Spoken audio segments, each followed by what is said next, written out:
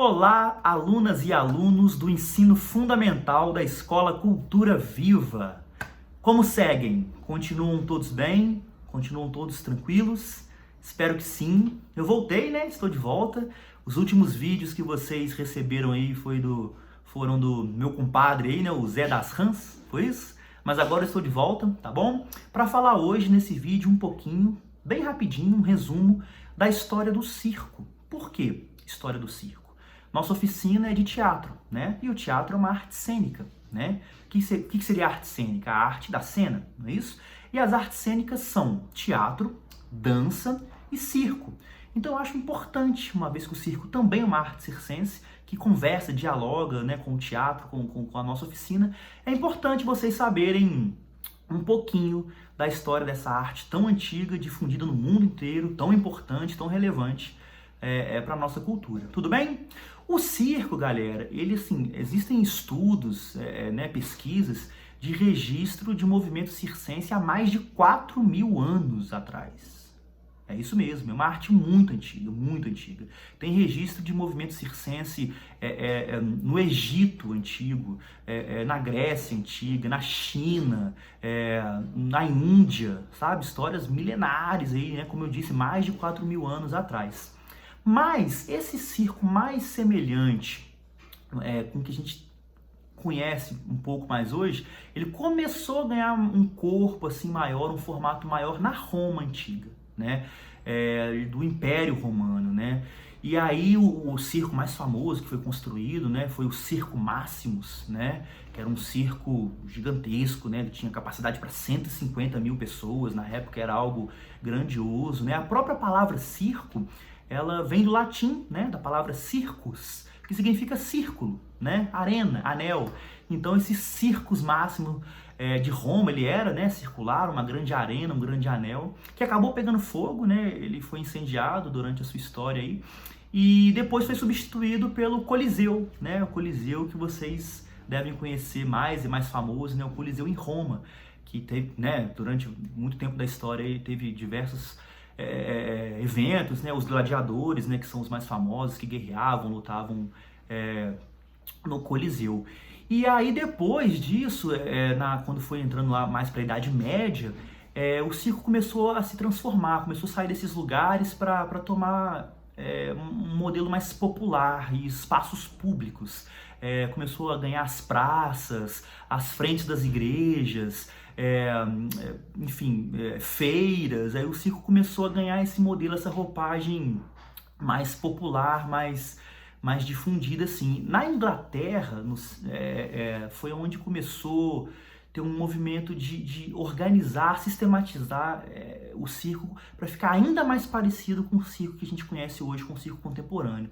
Foi na Inglaterra que começou a ter o picadeiro, o show centralizado em volta daquele picadeiro, né? E que começou a difundir por toda a Europa. Começou na Inglaterra ali, a ideia do picadeiro, a ideia desse circo mais tradicional, e aí a Europa toda começou a comprar a ideia, os espectadores gostavam muito, os números de contorcionismo, de equilibrismo, malabarismo, enfim, que foi difundido por toda a Europa. Surgiu nessa época da Idade Média, com essa popularização, né, ganhando praças, ganhando ruas e tudo mais, os saltimbancos. Os saltimbancos que são famílias de artistas, famílias mesmo, né, tios, irmãos, avós, primos, grandes famílias de artistas, né, circenses no caso, nômades, itinerantes, né, que iam de cidades em cidades para levar a sua arte, apresentando dança, apresentando teatro, que aí você vê que tem todo um encontro, um diálogo aí, uma unidade comum das artes cênicas, né? E apresentando esses números, né, mirabolantes de malabarismo, de palhaçaria. Começou a surgir aí o movimento do palhaço, né? Que aqui na Europa é um palhaço um pouco diferente do que a gente conhece aqui no Brasil, na América Latina, que na Europa é um palhaço de um humor mais menos falado, mais corporal, mais de mímica, né? Um humor mais sutil, né? Aqui no Brasil depois ele ganha uma outra roupagem, de um humor mais sorrateiro, mais, enfim, que eu já vou chegar daqui a pouquinho para falar do palhaço com vocês. Então foi isso, na Idade Média da Europa, né, na Inglaterra surgiu essa ideia do picadeiro, já tinha surgido a ideia dos saltimbancos durante a Idade Média, dessas famílias itinerantes que iam andando, né, de cidade em cidade levando a sua arte. No Brasil, a história do circo no Brasil, ela começa um pouco depois, né? Ela tem registro a partir do século XIX, com o desembarque dessas famílias europeias, né? Famílias europeias vão desembarcando aqui no Brasil e trazendo essa ideia do circo. Elas vão se instalando nas periferias, nos guetos, tem muita relação também com o movimento dos ciganos, né? Essas famílias itinerantes, enfim, que vão andando e levando a sua arte de cidade em cidade. Então ela chega com as famílias europeias e começa a ganhar também muita popularidade, se espalhar, se difundir aqui pelo Brasil, com esses números, né, super diferentes de malabarismo, coisas assim que encantavam, que enchiam os olhos dos espectadores, né, que não tinham tanto contato com aquilo. Vieram animais, né, do continente africano, que os europeus já tinham levado para a Europa antigamente para colocar nos circos.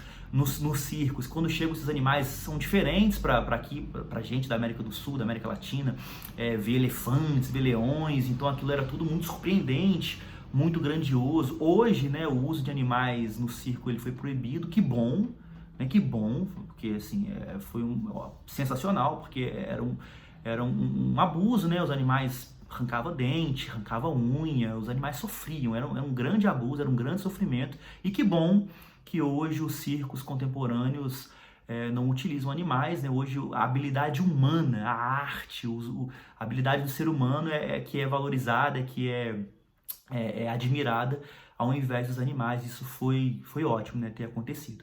Então aqui no Brasil começaram essas famílias, né, os ciganos, as famílias europeias que chegaram nas periferias, nos guetos, começaram a espalhar o circo no Brasil.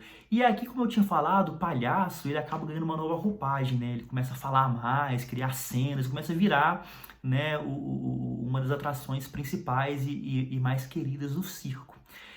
Tem uma curiosidade em relação ao palhaço que é bem interessante, porque no circo tradicional das famílias, são famílias que vão viajando, né, e famílias mesmo, literalmente, e a geração vai passando, né, de pai para filho, para neto, e o circo vai se mantendo através das gerações das famílias, e as artes vai sendo passada, né, uma família de trapezistas, aí nasce o filho pequenininho, que desde pequenininho vai fazendo trapézio com a família, depois ele assume o número de trapézio quando o pai já está bem velho, o avô já está bem velho, passa para o filho, passa para o neto e continua aquele movimento da família de trapezistas, da família de contorcionistas. Muitos fazem mais de um número também, desculpa, de outras habilidades, né, variadas. E o palhaço, ele costuma muitas vezes, em vários circos tradicionais, ser um artista completo, que sabia que era trapezista, que era malabarista, chegou numa certa idade, passou essa função para um artista mais jovem, que estava numa condição melhor ali de fazer algum número mais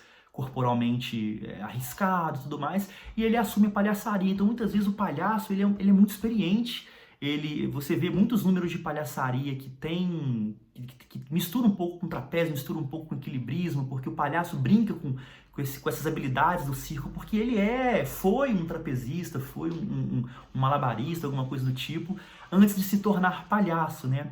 E existem movimentos de palhaçaria, né, estudos de pessoas sobre os palhaços, para se tornarem palhaços, né, como profissão, né, como arte. A palhaçaria é uma arte assim, muito, muito sensível, muito bonita, que eu posso outro dia falar com mais calma para vocês sobre ela. O nariz do palhaço, por exemplo, que é uma das características mais marcantes, assim como a sobrancelha, né, que cada palhaço tem um desenho específico da sua sobrancelha que marca a característica daquele palhaço. O nariz é considerado a menor máscara do mundo, porque ela não foi feita para esconder, mas sim para revelar o ser humano, revelar a humanidade, o que tem de mais humano em nós. Então o palhaço é o que é de mais humano, o que é de mais ridículo, o que é de mais natural na gente. O pessoal que estuda palhaçaria usa uma palavra, vocês até me desculpem o termo, mas é esse termo que a gente usa mesmo na palhaçaria, que o palhaço ele sempre tá na merda. E ele sempre quer sair da merda. E a gente se identifica porque é humano, porque é o que mais de humano tem na gente. Então a gente se identifica com aquilo e a gente ri do nosso próprio erro, da nossa própria imperfeição, da nossa própria humanidade, né? Então a palhaçaria é uma arte muito bonita, que tem uma força muito grande no circo, né? Que surgiu a princípio mais fortemente no circo, mas que depois foi difundindo e você tem números de palhaços já independentemente do circo propriamente dito, né, da lona, do picadeiro e tudo mais. Então é legal trazer um pouquinho dessa curiosidade para vocês, tá? Então espero que vocês tenham gostado de saber um pouquinho, rapidinho, um resuminho da história do circo, tá bom?